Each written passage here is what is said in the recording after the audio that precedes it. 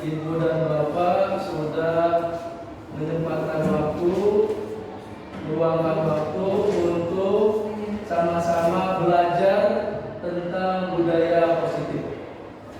Ibu dan Bapak yang saya hormati, pada kesempatan kali ini saya akan mendefinisikan atau memberikan imbas materi tentang budaya positif di sekolah.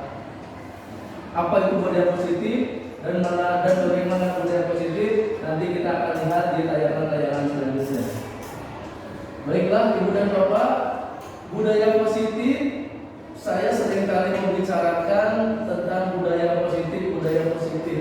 Malah yang jadi bahasan tentang budaya positif, perkataan pun sekarang perkataan yang positif, ya, yang harus dijalankan di sekolah seperti itu. Baiklah Ibu dan Bapak, budaya positif merupakan nilai-nilai, keyakinan-keyakinan dan kebiasaan-kebiasaan di sekolah yang berpihak pada murid agar murid dapat berkembang menjadi pribadi yang kritis, penuh hormat dan tanggung jawab. Ibu dan Bapak yang saya hormati, pembelajaran kita kali ini atau cara mengajar kita kali ini harus mengajar yang berpihak kepada murid. Bagaimana berpihak kepada murid? Dalam teori ajar Dewantara disebutkan kita itu harus menghamba kepada murid, dikatakan seperti itu. Artinya yang menjadi tujuan kita dalam pembelajaran adalah murid, berpihak kepada murid. Kita lanjutkan konsep inti dari budaya positif,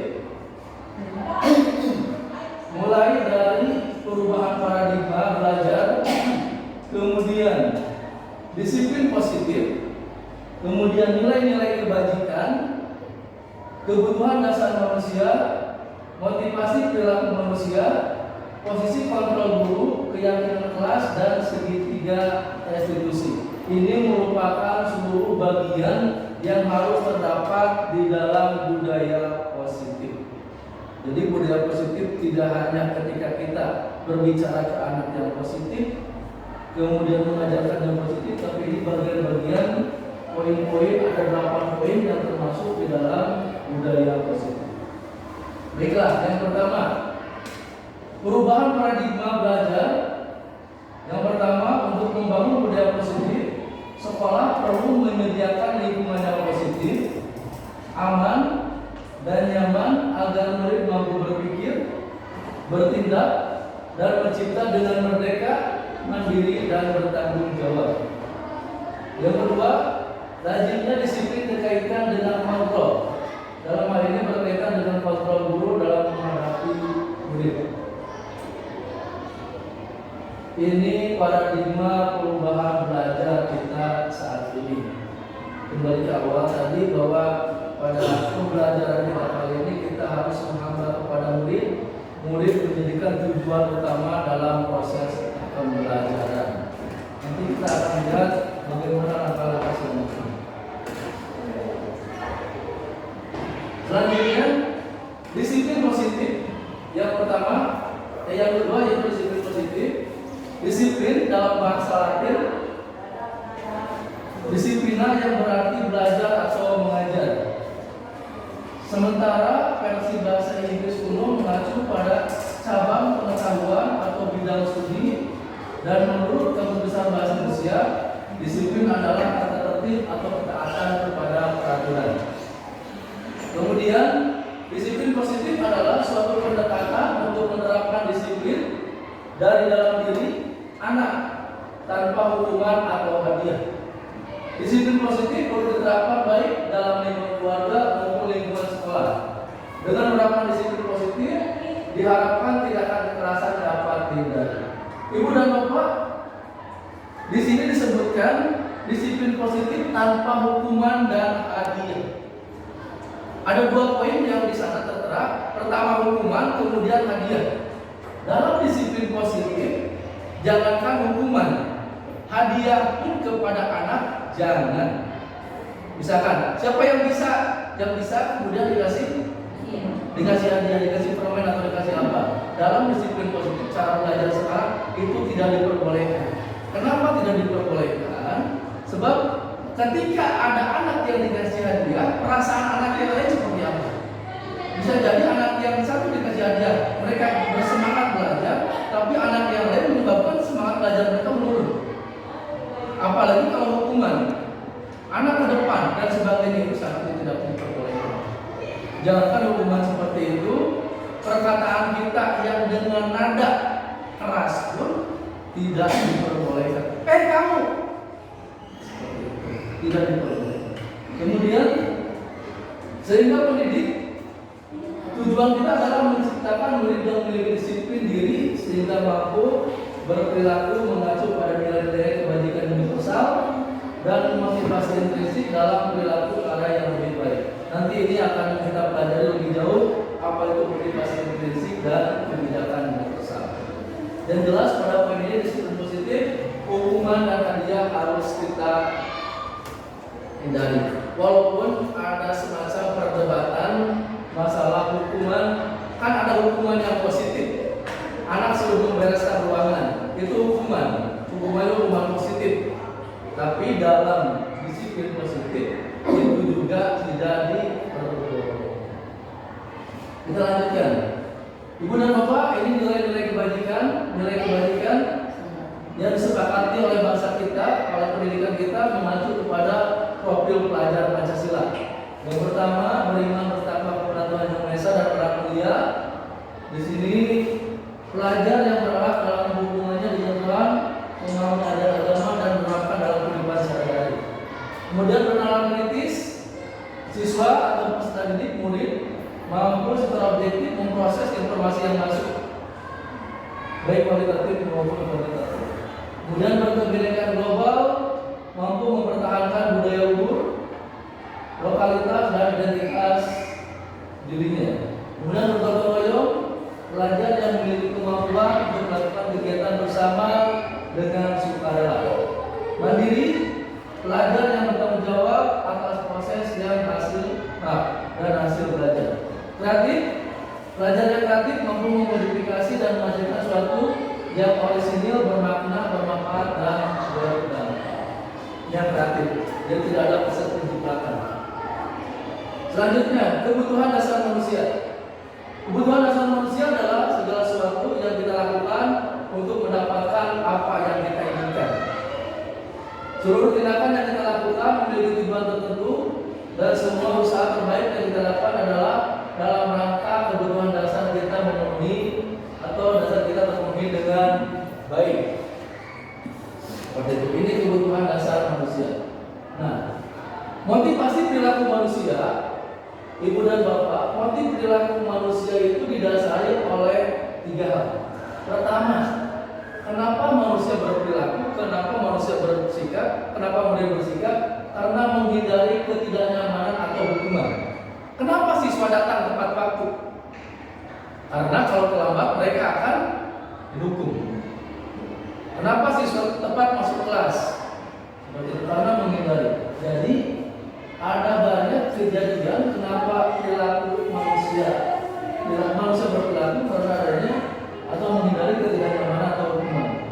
Kedua, mendapatkan imbalan atau penghargaan dari orang lain. Ini motivasi intrinsik. Ini yang tidak boleh itu. Ini menghukum, ini memberi hadiah. Jadi untuk mereka akan bertanya dan mereka akan menjawab ketika hanya diiming-imingi oleh hadiah. Ketika tidak ada hadiahnya, misalkan gini, minggu ini mereka yang bisa menjawab dikasih hadiah. Minggu besoknya, maka anak akan bertanya, hadiahnya mana? Hadiahnya mana? Ketika sesuatu itu dihubungkan dengan hadiah. Kemudian, ini motivasi intrinsik. Menjadi orang yang mereka inginkan dan menghargai diri sendiri dengan nilai-nilai yang mereka percaya. Ini yang kita harapkan dari perilaku seseorang, berasal dari dalam dirinya sendiri. Kemudian, hukuman tidak terencana atau tiba-tiba, murid tidak tahu apa yang akan terjadi atau tidak dilibatkan. Bersikap ke arah berupa beban fisik atau psikis.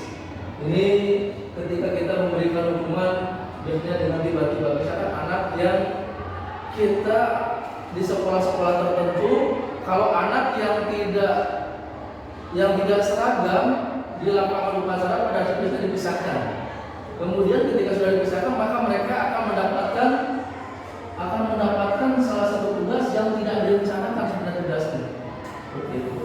Kemudian konsekuensi, ada hukuman, ada konsekuensi. Terencana disepakati, monitor dibuat tidak nyaman jika guru selalu memonitor guru. Restitusi, nah ini yang kita harapkan, proses menciptakan kondisi bagi murid untuk memperbaiki kesalahan. Proses kolaboratif yang mengajarkan murid untuk mencari solusi sendiri. Nah, Ibu dan Bapak, sekarang kita perhatikan ini 5 posisi kontrol guru. Kita itu ada di mana? Pertama, penghukum. Seseorang penghukum biasanya menggunakan hukum fisik maupun verbal. Kalau kamu telat, kamu akan dibagaimanakan? Kalau kamu telat, kamu akan mendapat akibat. Siapa sekarang yang belum mengerjakan PR? Yang belum mengerjakan PR silakan di depan misalkan. Itu adalah posisi kontrol guru sebagai penghukum. Kedua, membuat orang merasa bersalah. Biasanya guru akan bersuara lebih lembut. Contohnya seperti begini. Ibu sudah pusing mengurus kalian. Berarti yang sakitnya siapa? Yang pusingnya siapa? Guru. Karena siapa? Karena murid. Jadi murid dianggap merasa bersalah. Murid merasa bersalah mengakibatkan guru tersebut pusing. Atau begini. Karena kalian nakal saja, maka ibu disalahkan oleh kepala sekolah. Itu kan guru, anak dibuat merasa bersalah. Oleh kita, biasanya membuat merasa bersalah, ucapannya lembut. Ya, dong gitu aja, atau ibu teh jekel, misalnya stres. Itu adalah ucapan-ucapan membuat orang merasa bersalah. Jadinya anak sangat merasa bersalah. Dilanjutkan, teman, bagus nggak kita menempatkan kita sebagai teman mereka? Ada satu sisi yang kadang-kadang negatifnya. Apa negatifnya? Anak zaman sekarang karena ketika kita berlaku lemah pada mereka, maka mereka ngelunjak. Bahasanya ngelunjak. Bukan dia. Sama anak yang sudah muda, bukan dia. Karena mereka merasa bahwa gurunya adalah teman mereka. Selanjutnya, memonitor, mengawasi. Orang memonitor itu biasanya begini. Menurut aturan, karena kalian telat, maka hukumannya ini. Itu sebagai guru yang memantau siswa. Karena kalian tidak mengerjakan PR, maka hukumannya ini. Itu sebagai pemantau. Kemudian, yang diharapkan dari posisi kontrol guru adalah sebagai manajer. Guru menunjukkan tanggung jawab dalam fase terakhir. Manajer adalah mentor di mana guru membuat suasana bersama dengan murid, mempersilahkan murid mempertanggungjawabkan apa yang dilakukannya, kemudian mendorong murid mencarikan solusinya sendiri. Misalkan, anak-anak sekalian atau si A, karena kamu sudah begini, apa tanggung jawab kamu apa tanggung jawab kamu terhadap apa yang telah kamu lakukan? Begitu. Atau begini, anak-anak atau Ahmad, kita sudah punya keyakinan kelas.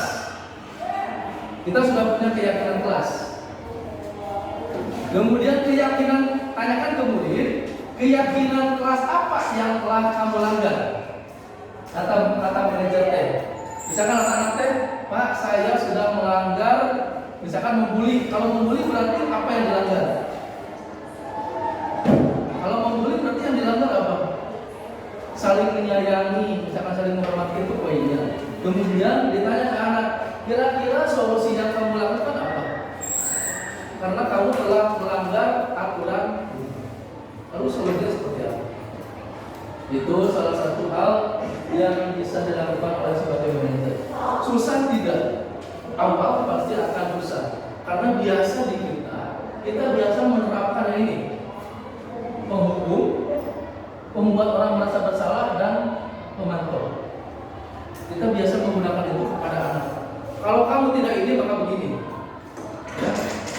dan sebagainya. Kita lanjutkan. Nah ini Bu, 5 prinsip kontrol penghukum, membuat orang merasa bersalah, teman, pemantau, dan manajer. Ini identitas berhasil dan sukses. Kenapa saya berkali-kali menyebutkan waktu dapat hayu orang budaya positif? Jangan-jangan Bu Pak, sudah berapa lama kita menggunakan hukuman-hukuman ke murid, memantau ke murid, ternyata murid tetap aja seperti itu. Ya, kenakalan amal gitu. Jadi kita coba untuk melakukan menangani siswa dengan posisi kita sebagai manajer. Susah, sepertinya akan ada proses yang lumayan tidak sebentar sehingga kita semuanya berperan sebagai manajer. Ini contoh-contoh penerapan hukuman penghukum berdiri 8 sampai 1 jam. Berapa kali ya tadi yang disebutkan? Apa yang kamu tahu tentang kesalahan kamu? Bagaimana kamu memperbaikinya? Ini yang ditanyakan. Nah, itu Bapak, punten.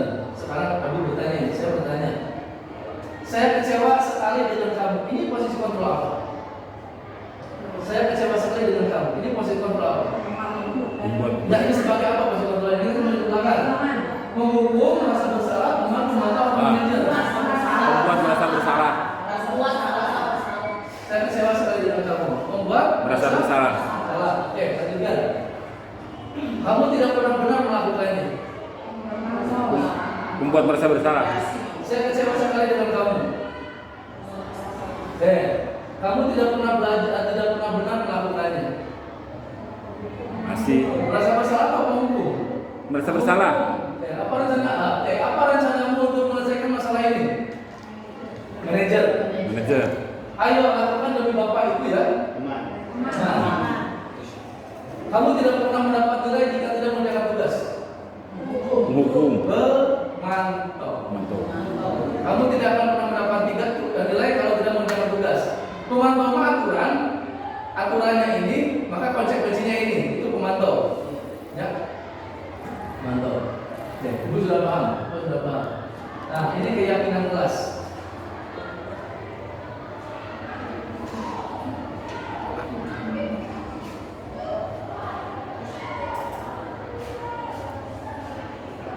Keyakinan kelas. Ibu pernah mendengar, Bapak pernah mendengar keyakinan kelas? Belum pernah mendengar keyakinan kelas? Peraturan kelas? Nah, kesepakatan kelas. Bedanya peraturan kelas dengan kesepakatan kelas? Kesepakatan mah berarti hasil?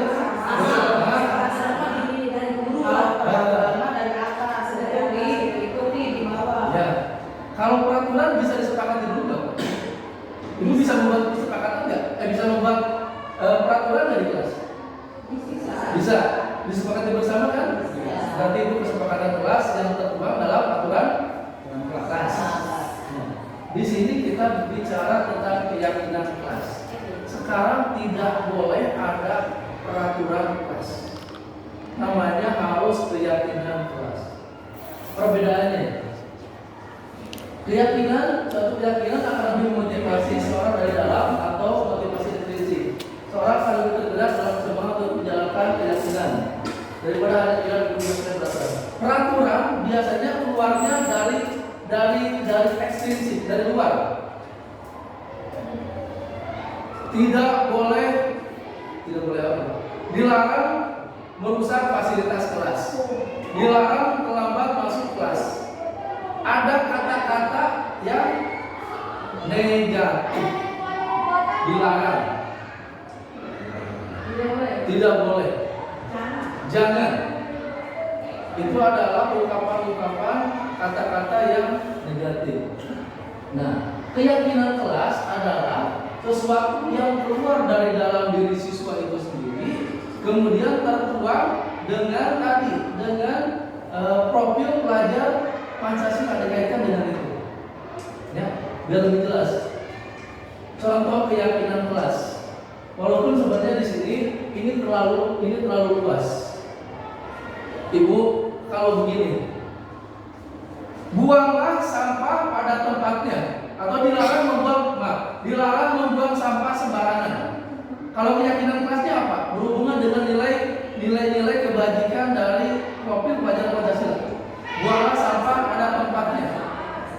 Keyakinannya apa?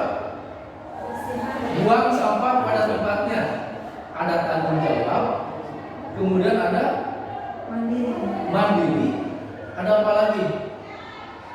Kalau membuang sampah pada tempatnya berarti ada tanggung jawab, ada proses menjaga kebersihan, ada proses mandiri. Berarti kalau siswa dilarang membuang sampah sembarangan, kita cukup mencantumkan di dalam keyakinan kelas itu adalah tanggung jawab. Kalau dilarang membuli teman yang lain apa? Dilarang melakukan pembulian, saling menghormati, saling menyayangi.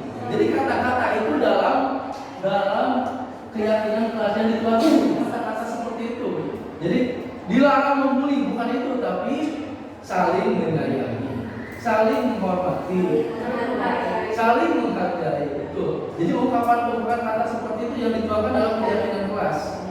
Ya, yang baik-baik saja. Ungkapan-ungkapan yang positif. Jangan, walaupun di sini sebenarnya contoh jujur dan mandiri. Ya, seperti itu keyakinan kelas. Cara membuatnya begini. Cara membuatnya di kelas, ibu silakan ke anak dikasihkan kertas atau apa dari anak, kemudian diminta per orang untuk mengemukakan pendapatnya. Boleh dari peraturan kelas dulu. Peraturan kelas ditulis oleh anak atau keinginan anak ditulis, kemudian ditempel, kemudian kita pilih. Kemudian setelah dipilih kita berubah. Kalau ada kata anak misalkan harus memakai baju seragam sesuai dengan hari pakaian seragam, berarti harus disiplin atau disiplin cukup saja seperti itu. Itu menuangkan keyakinan kelas.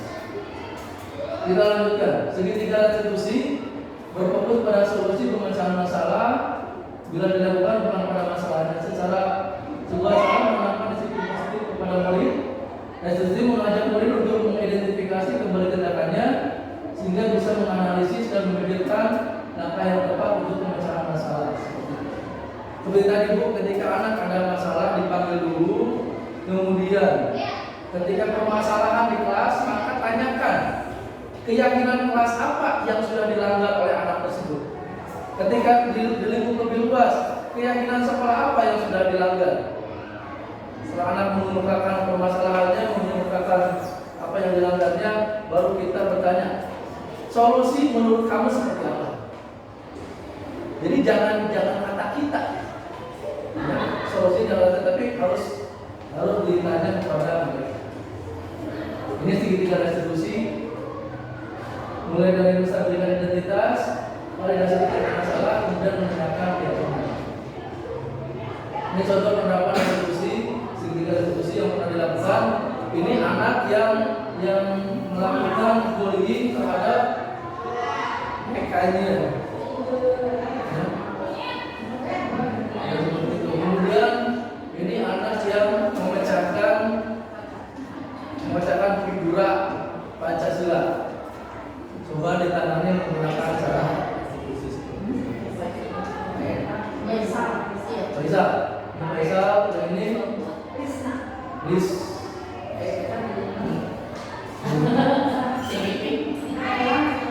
Oke, Ibu dan Bapak, sebagai penutup, dalam penerapan program disiplin positif, hendaknya guru memiliki kepribadian profesional dan sosial yang baik, di mana guru mampu merefleksikan dirinya dalam posisi kontrol saat ini, dalam bagaimana perjalanan dirinya sebagai among atau manajer yang mampu menuntut murid menjadi insan yang mandiri, merdeka, dan bertanggung jawab. Merdeka belajar adalah bagaimana kita bisa menggali kemampuan murid, bagaimana mengasah kemampuan murid sehingga mereka bukan menemukan jati dirinya sudah ada, tapi bagaimana mengasah kemampuannya sehingga menjadi maksimal. Jadi sekarang kita jangan beranggapan murid itu kertas kosong, bukan. Murid itu ketika siswa itu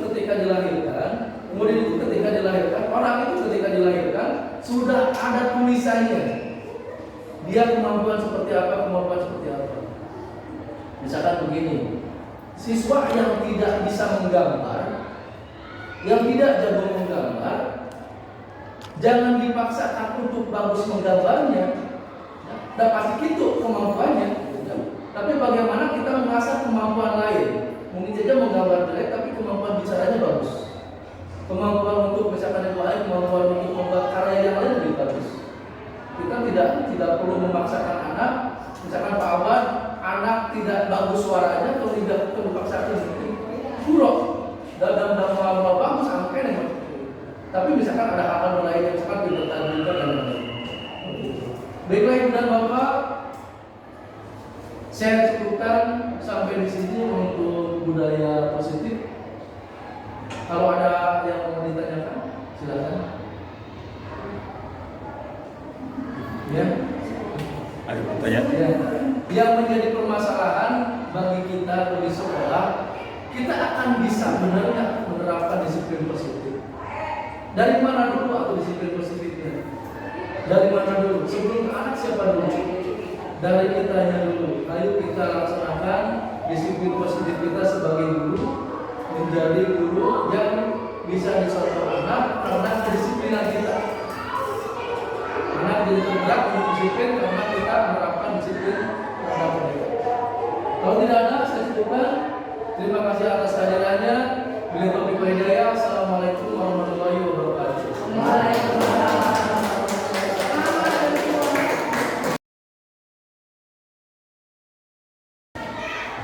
Bismillahirrahmanirrahim. Assalamualaikum warahmatullahi wabarakatuh. Waalaikumsalam warahmatullahi wabarakatuh. Selamat pagi anak-anak. Pagi. Sehat semua? Sehat. Oke, alhamdulillah. Sehat semua ya. Hadir semua hari ini? Tidak. Ada tidak hadir? Ya, nanti Bapak kata tadi untuk tidak hadir. Anak-anak sekalian, untuk saat ini, untuk hari ini, Bapak minta bantuan kepada kalian. Kita akan membuat keyakinan kelas. Pernah mendengar belum? Belum pernah mendengar. Oke. Pernah mendengar peraturan kelas tidak? Peraturan kelas. Dilarang anu. Pernah mendengar tidak? Pernah. Adanya di mana? Di kelas ada kan? Ada peraturan kelas. Kalian jangan membuang sampah sembarangan, jangan telat masuk ke sekolah, ke kelas dan sebagainya. Pernah melihat? Nah, itu adalah peraturan kelas. Pada kesempatan kali ini kita akan membuat keyakinan kelas. Perbedaannya apa antara keyakinan dan peraturan kelas? Ada yang tahu nggak? Nggak tahu? Oke. Ini, anak-anak sekalian, kalau peraturan biasanya kalimatnya kalimat atau kata-kata negatif. Kenapa kata-kata negatif? Dilarang. Kemudian apa lagi biasanya? Kalau keyakinan kelasnya, kalau peraturan kelas itu dilarang membuang sampah sembarangan. Kemudian dilarang mengotori kelas dan sebagainya. Ya, silakan. Nah, itu adalah kata-kata seperti itu adalah peraturan kelas. Nah, sekarang kita akan membuat keyakinan kelas. Perbedaannya, kalau keyakinan itu sesuatu yang timbul dari dalam hati kita dan tidak menggunakan kata-kata negatif. Tidak dilarang membuang, dilarang menggunakan, dilarang kelas dan sebagainya. Tidak menggunakan kata-kata seperti itu, tapi menggunakan kata-kata yang positif. Seperti kalau kalian kira-kira kalau dilarang membuang sampah sembarangan, kalimat positifnya apa? Tidaknya sama, tidak membuang sampah. Kalau dilarang membuang sampah apa? Membuang sampah pada tempatnya berarti apa? Disiplin. Ya. Kalau kalian pernah dilarang membuli, dilarang membuli, berarti kalau kalimat positifnya apa?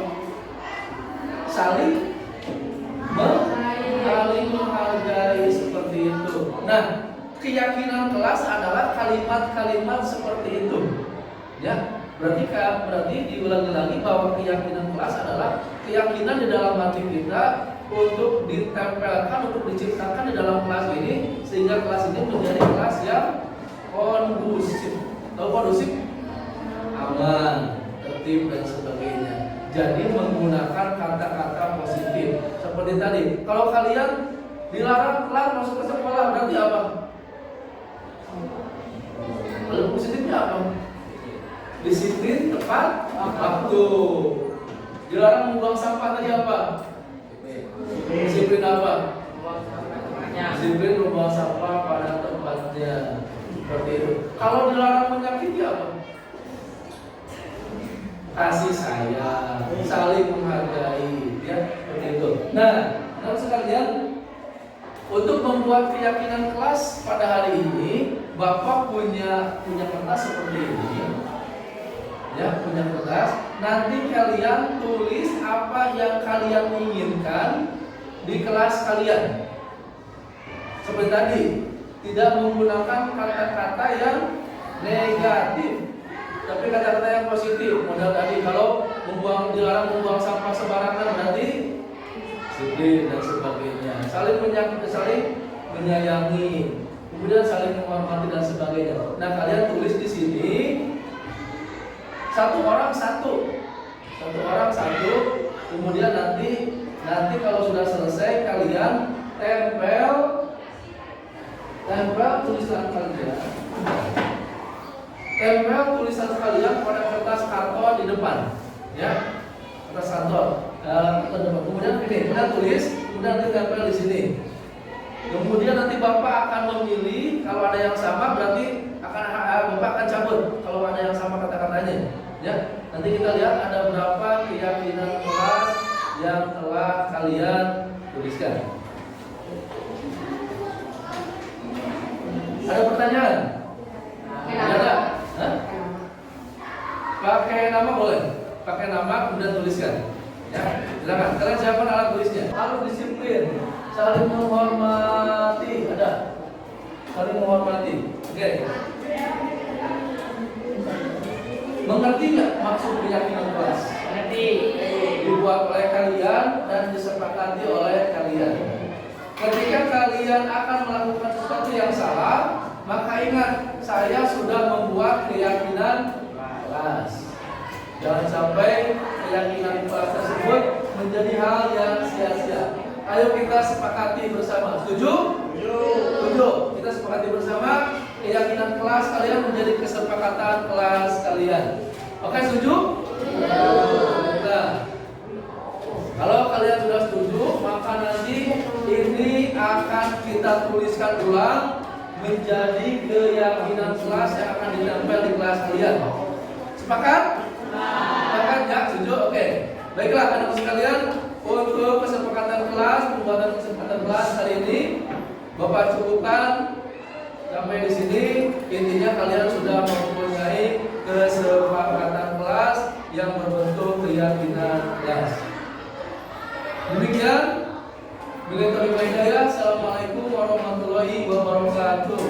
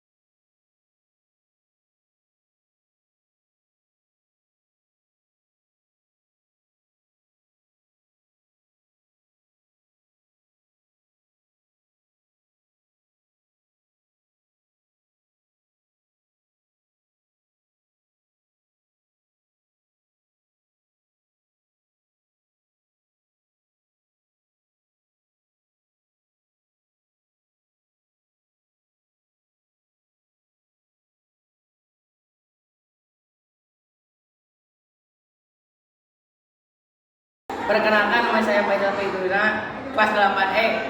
Perkenalkan, nama saya Raja Agustian dari 8E. Perkenalkan, nama saya Payan Jamukti dari kelas 8E.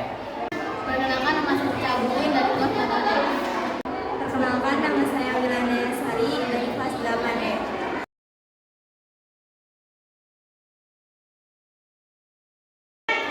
Sangat senang sekali. Seru sekali. Seru sekali. Senang sekali. Seru sekali.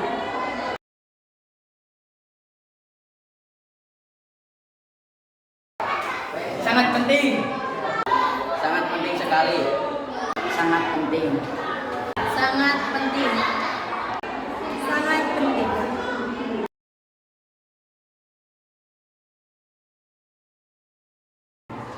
Karena dapat menumbuhkan disiplin, Karena dapat menumbuhkan tanggung jawab. menumbuhkan sikap saling membantu, Dapat menumbuhkan sikap disiplin. Menumbuhkan sikap saling membantu.